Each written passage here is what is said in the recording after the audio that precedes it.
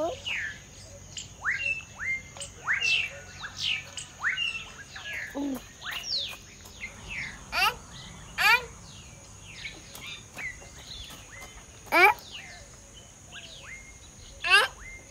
tu veux qu'elle aille manger?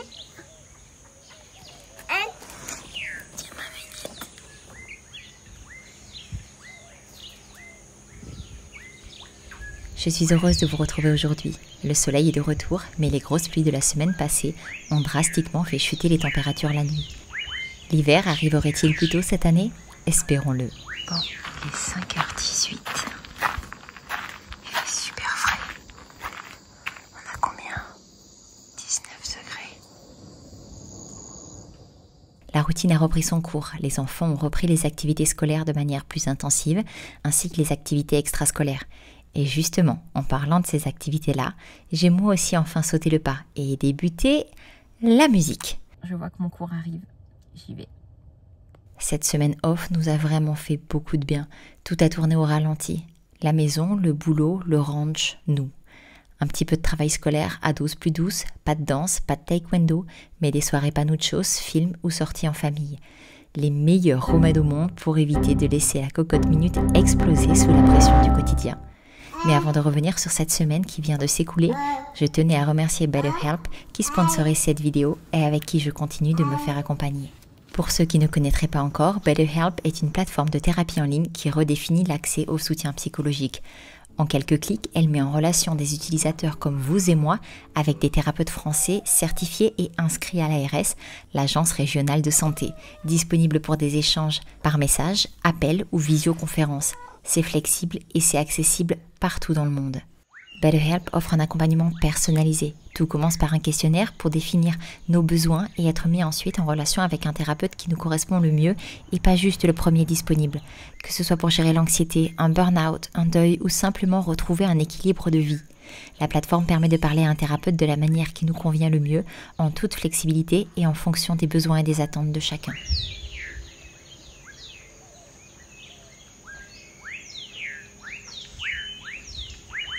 La plateforme est intuitive, les thérapeutes réactifs et disponibles même par message en dehors des séances et ça fait du bien de ne pas rester seul avec ses pensées, de pouvoir être accompagné par une personne extérieure et professionnelle pour nous aider à passer au travers de certaines périodes de vie car finalement, nous y sommes tous confrontés de près ou de loin au cours d'une vie. Et accepter une main tendue ou demander de l'aide peut faire toute la différence. Et d'ailleurs, si le thérapeute qui vous a été attribué ne vous convient pas, ce qui peut tout à fait arriver aussi, vous pouvez changer en un clic et sans frais supplémentaires. Si vous êtes comme moi dans une de ces périodes ou connaissez quelqu'un pour qui cela est aussi le cas, je vous mets en description un lien qui vous permet de bénéficier de 10% de réduction sur votre premier mois de thérapie. N'hésitez pas à le partager ou à l'utiliser si besoin.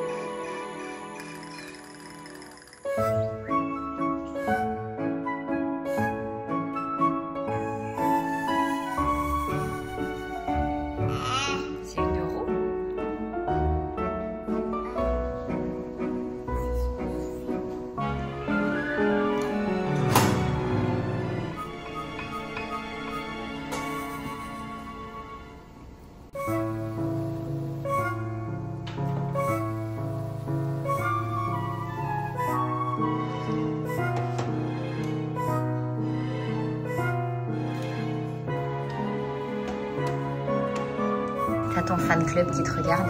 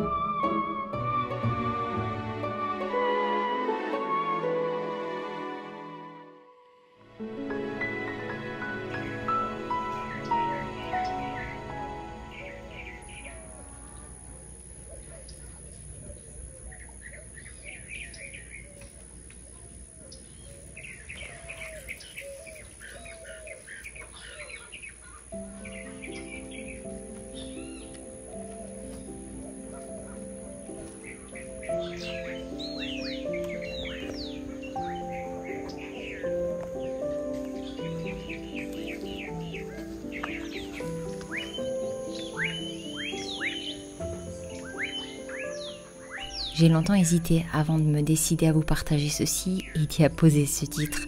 Tout d'abord car ce n'est pas un sujet franchement agréable, ça n'est pas positif et ce n'est pas ce que j'aime partager ici. Je suis aussi consciente que le filtre de l'écran peut laisser penser que tout est parfait de l'autre côté, mais loin de là. On est comme tout le monde, avec nos hauts et avec nos bas. On a tous des difficultés, des moments plus ou moins troubles. Et moi, ce que j'aime, c'est que lorsque l'on se plonge dans une de nos vidéos, on y trouve du calme, la paix et un interlude positif dans un quotidien parfois mouvementé.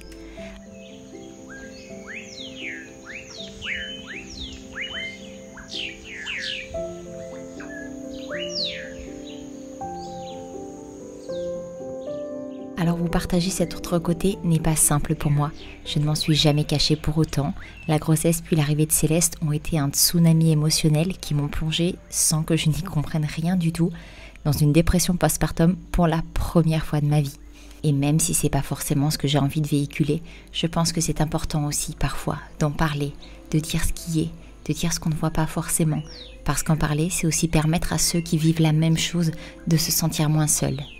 Honnêtement, la fatigue intense, on avait connu. Chacun des grands a mis plus ou moins 2 ans avant de faire ses nuits complètes. Alors après 6 ans de nuits hachées et de grosses cernes, je pensais que nous repartions juste pour un même cycle et que comme toujours, au final, tout irait bien. Sauf que non. Je pensais naïvement être rodée au bout du 4e. Le choc n'en a été que plus grand.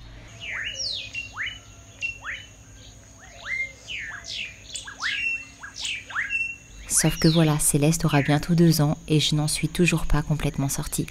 La moi plutôt patiente, surtout avec les enfants, s'est vue perdre son calme. La moi plutôt tolérante a commencé à s'agacer beaucoup plus rapidement. Et la moi plutôt aventureuse s'est mise à préférer le silence et le calme de mon chez-moi.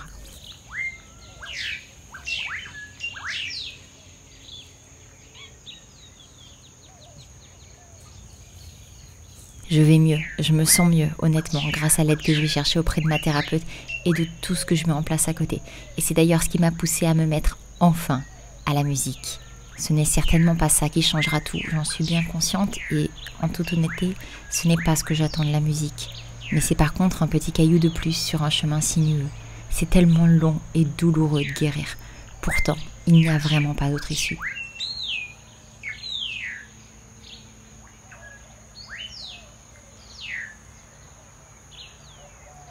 La réalité, c'est qu'il y a encore des moments trop fréquents où je trouve que je ne suis plus à la hauteur, que je n'arrive pas à suivre, que je n'arrive plus à leur donner autant que tout ce que je pouvais leur donner avant. C'est pas faute de le vouloir, mais j'y arrive tout simplement plus. Et c'est un cercle vicieux, car moins j'y arrive, plus je culpabilise. J'ai souvent entendu, et je trouve relativement juste, le fait que pour être bien avec sa famille, on doit d'abord être bien avec soi-même, que pour être en paix avec les autres, il faut d'abord être en paix avec soi-même, et que pour pouvoir pleinement aimer quelqu'un, il faut commencer par s'aimer sincèrement soi-même. Et c'est justement là que le bas blesse, j'ai perdu tout ça, et je n'ai pas encore réussi à le retrouver réellement, pas au point en tout cas d'être à nouveau en paix et bien avec moi-même. Il y a des jours avec, il y a des jours sans. Ce sont des hauts et des bas. Des jours où vraiment je n'ai pas envie de grand chose, mais il faut pourtant assurer. Et je reconnais que ces jours-là sont beaucoup plus difficiles que les autres. Je sais qu'un jour je regarderai en arrière et me dirai « Mais pourquoi cela a-t-il été aussi long, aussi compliqué, alors qu'en réalité, tout est si simple, si beau, si doux, que la vie est belle ?» Mais pourtant, en ce moment, je vois simplement le bout du tunnel, mais je suis encore dedans. Alors je m'accroche. Et si certains d'entre vous passent par ces périodes-là, eh bien accrochez-vous. Car il y a forcément un moment où on sort du tunnel et qu'on peut voir combien le soleil brille et combien la vie peut être belle. Bon, eh bien voilà, je suis arrivée un petit peu en avance pour mon cours. Donc j'attends que le prof arrive. Ça me fait tout bizarre, en même temps je suis super contente, un peu pas angoissée, mais si le fait de commencer quelque chose aussi tard fait que c'est toujours un peu stressant et voilà. Mais bon, il y a un moment, de toute façon il faut commencer, sinon on se retrouve un jour à regarder en arrière en se disant « Ah, j'aurais dû » et je veux vraiment pas de ça. Donc quand je pense que je voulais commencer la musique, j'étais toute petite. Puis bon, les choses dans ma vie ont fait que ça n'a pas été possible. Je voulais faire de la harpe.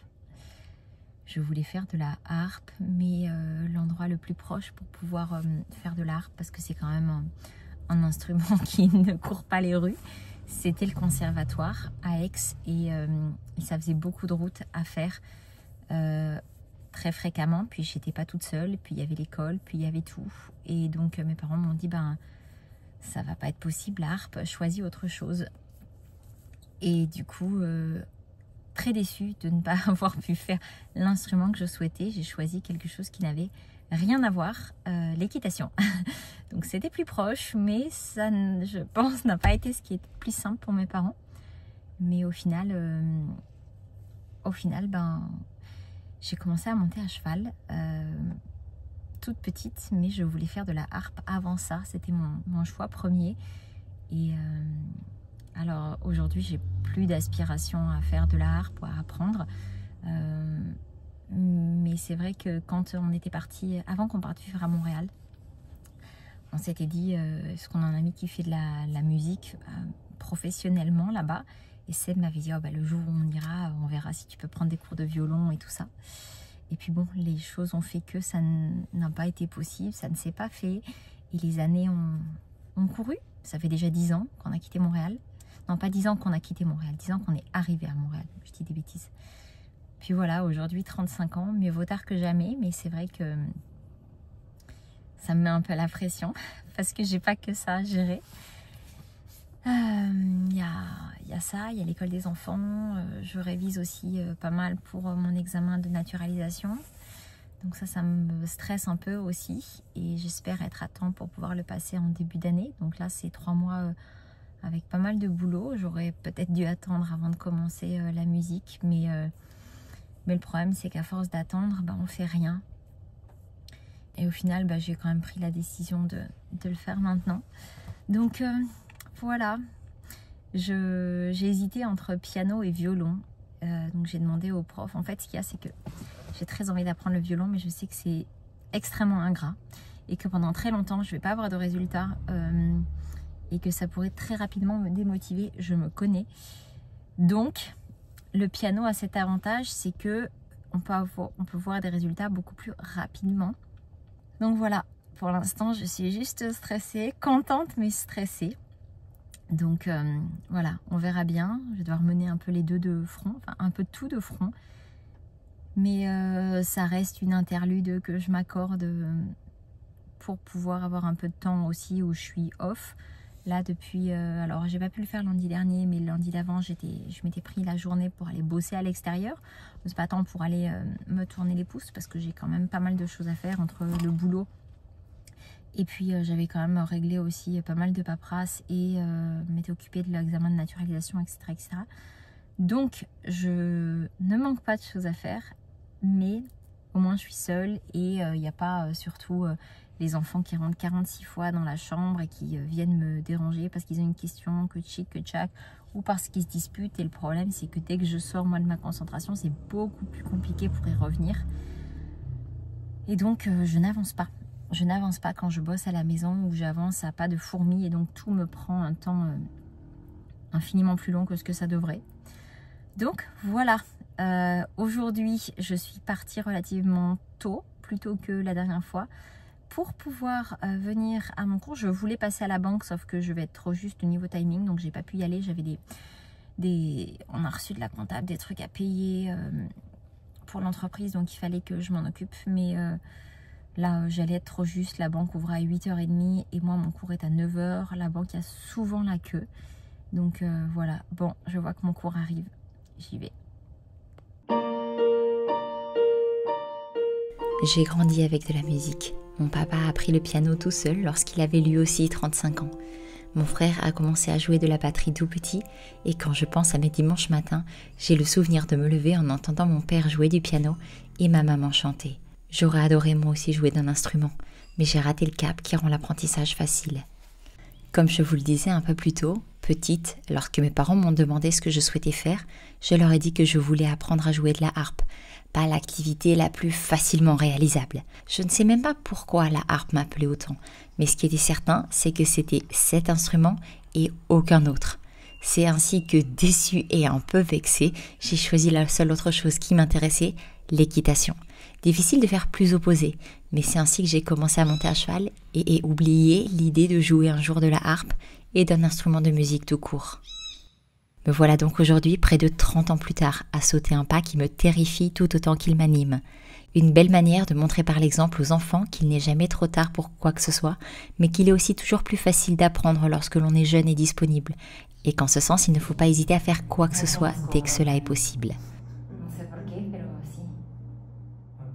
Je sens et je sais que je vais rembaver, surtout pour le violon, mais je sais aussi que ce n'est pas impossible, car le seul moyen d'être sûr de ne pas réussir, c'est de ne pas commencer.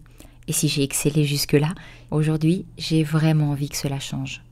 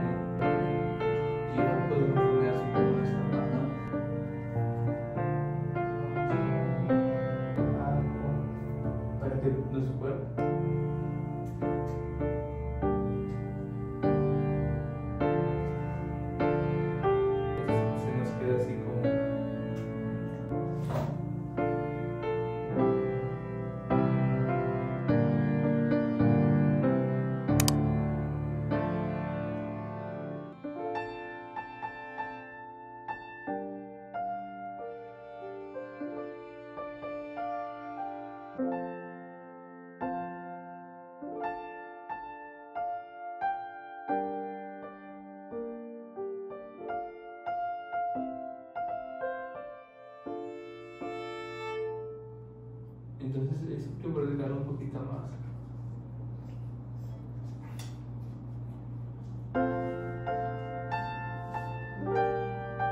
Estuvo bien.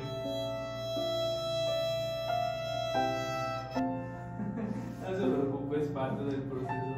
Es normal que estamos aprendiendo y si nos suelta cuando te acuerdas.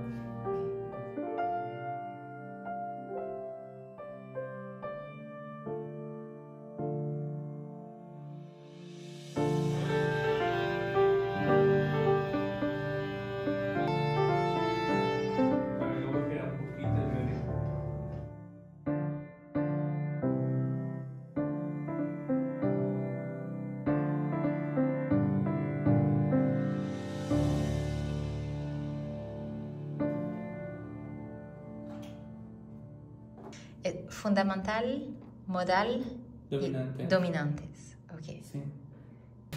Dos tonos. Ok. Los... Après ma première heure de violon, nous avons enchaîné avec une heure de piano tout en y intégrant le solfège.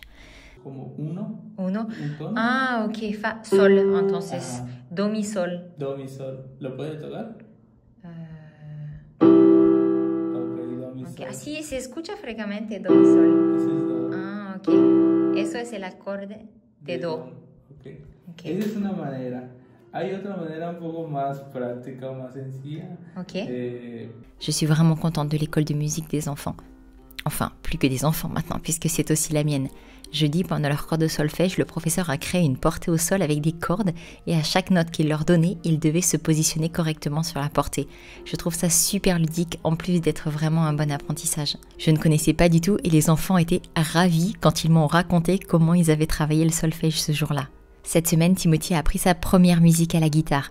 Eleanor continue de travailler Titanic tout en déchiffrant les partitions et Louison se plaît toujours autant au violon. Honnêtement, je suis vraiment impatiente de voir où nous en serons tous les quatre dans un an.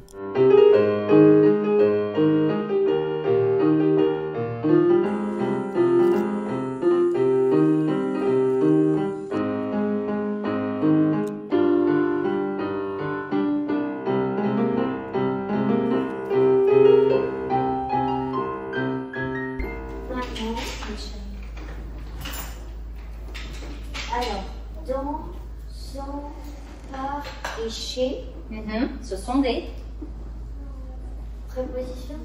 Oui. Ce matin-là, je me suis mise en cuisine pensant préparer tranquillement une pâte à pancakes salée pour le repas. Un petit moment dans ma bulle, mais ce n'est pas exactement comme ça que ça s'est passé.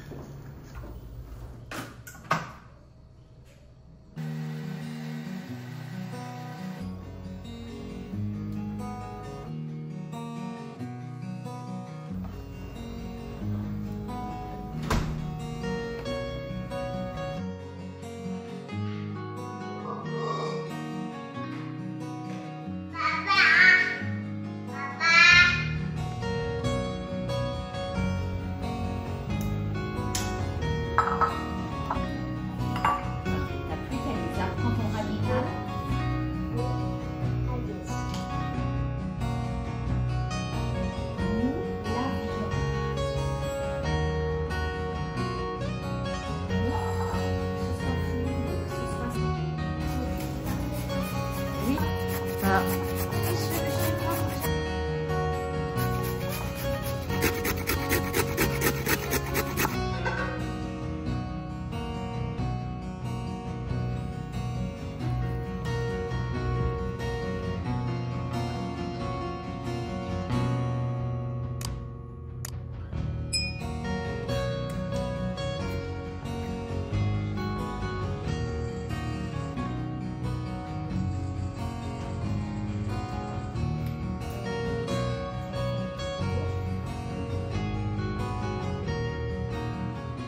Adam parcourt Anvers sans dessous.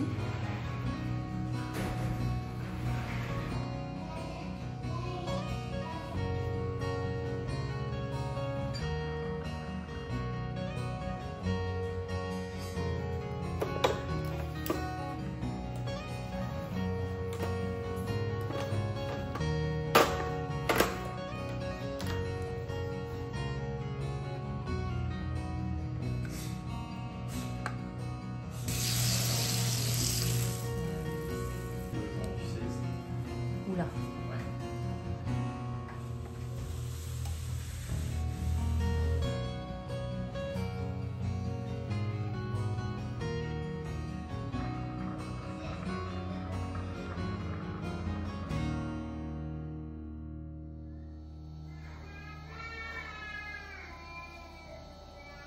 Le soir venu, j'ai réutilisé la pâte pour en faire des pancakes.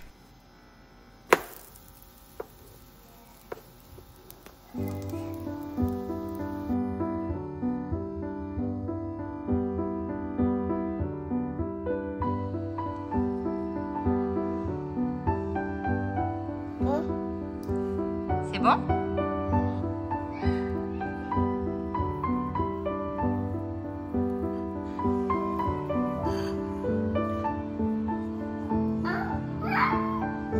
Ah, mon poulet ? Tu en veux encore ?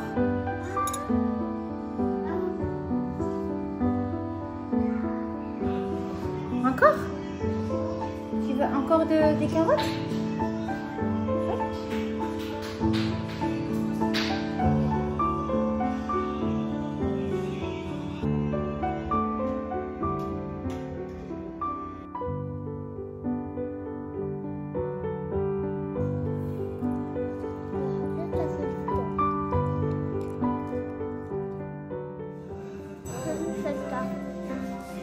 Tu veux jouer cette carte? Laquelle? Du coup là il n'a plus la carte. Non. Je la mets là? Non.